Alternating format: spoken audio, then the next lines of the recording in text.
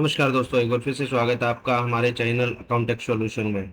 आज मैं आपको बताऊंगा how to reindex database in Busy software. तो दोस्तों चलिए शुरू करते हैं आज की वीडियो। Let's start.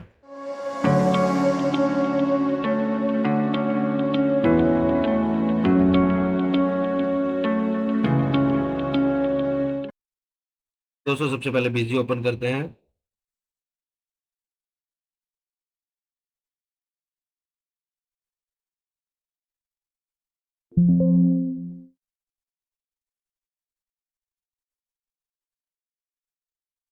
दोस्तों बिजी के अंदर कंपनी ऑप्शन के अंदर यहाँ पर एक ऑप्शन आता है री इंडेक्स डाटाबेस। ये होता क्या है और इसका यूज क्या है और इसके बेनिफिट्स क्या है और ये कैसे किया जाता है।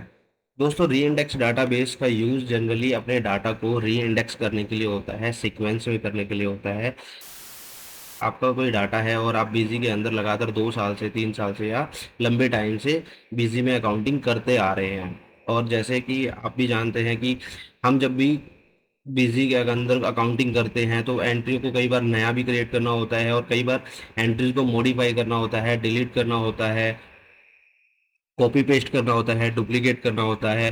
तो इस केस में क्या होता है कि जब भी हम किसी भी ट्रांजेक्शन को मॉडिफाई करते हैं, डिलीट करते हैं, तो उसके अंदर क्या होता है, उनकी कुछ जंक फाइल क्रिएट हो जाती है या इंडेक्सिंग चेंज हो जाती है। जैसे मान लीजिए आज मैंने कोई ट्रांजेक्शन क्रिएट करी है, तो जब वो क्रिएट होती है तो वो क्या होता है, वो अपने सीक्वेंस में अपने सीरियल नंबर में चली जाती है।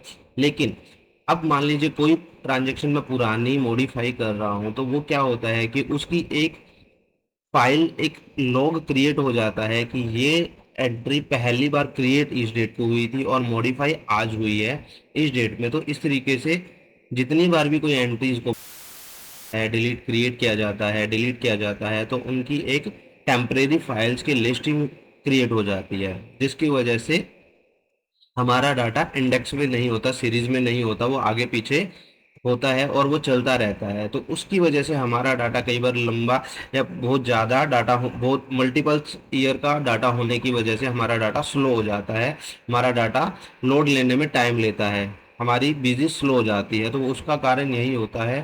तो उसको करेक्ट करने के लिए और इसी रीज़न की वजह से हमारा बिजी का डाटा हैवी भी हो जाता है, जिसकी मेमोरी साइजिंग भी बढ़ जाती है।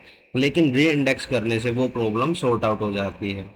तो अगर आपका डाटा स्लो चल रहा है और अगर आपका डाटा बहुत ज़्यादा पुराना है, लंबे टाइम से है, कई ईयर्स का डाटा है, तो उसको टाइम टू टाइम आपको री इंडेक्स करते रहना चाहिए। हर 3 महीने में, 6 महीने में तो आपको री इंडेक्स करते रहना चाहिए।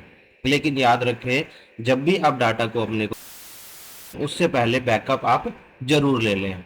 आपको बैकअप कैसे लेना है उसके लिए हमने backup how to take backup in Busy video बनाई हुई है, जिसका लिंक मैं आपको डिस्क्रिप्शन में दे दूंगा। आप वहां से बैकअप का प्रोसीजर भी चेक कर सकते हैं।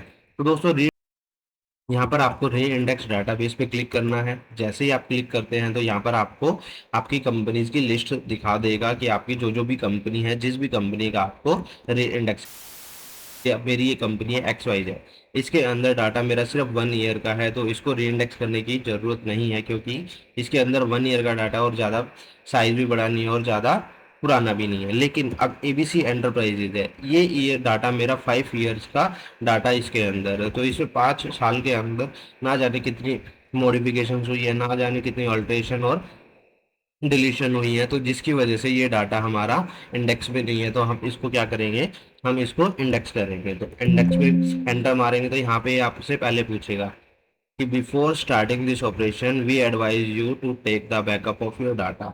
अगर आपने डाटा बैकअप ले रखा है तो आप यहाँ पर क्लिक कर सकते हैं, you can proceed as I have latest backup.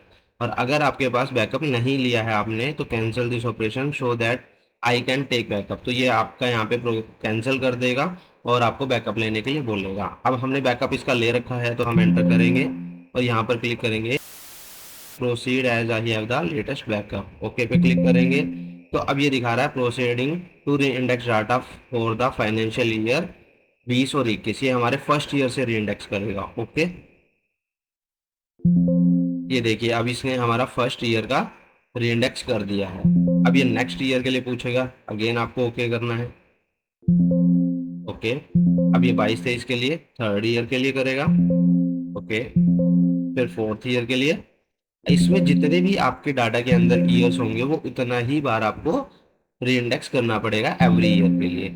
Okay, तो अब ये देखिए मेरा 5 साल का डाटा जो है री इंडेक्स हो गया है। अब हम इस कंपनी को ओपन करेंगे तो ये डाटा स्पीड से खुलेगा और आप इसको एक्सेस करने में भी आपको परेशानी नहीं होगी। और इसके अंदर कोई भी ऐसी एंट्री होगी जो आपकी एंट्री करते हुए किसी एरर की वजह से, अचानक करप्शन की वजह से बीजी बंद हो जाती है, तो वो उसको भी रीसेव कर देता है। तो इस तरीके से आप अपने री इंडेक्स कर सकते हैं। तो थैंक यू दोस्तों, आज की वीडियो के लिए। आपको हमारी वीडियो कैसी लगी कमेंट करके जरूर बताएं और हमारे चैनल को सब्सक्राइब करना न भूलें। Thank you.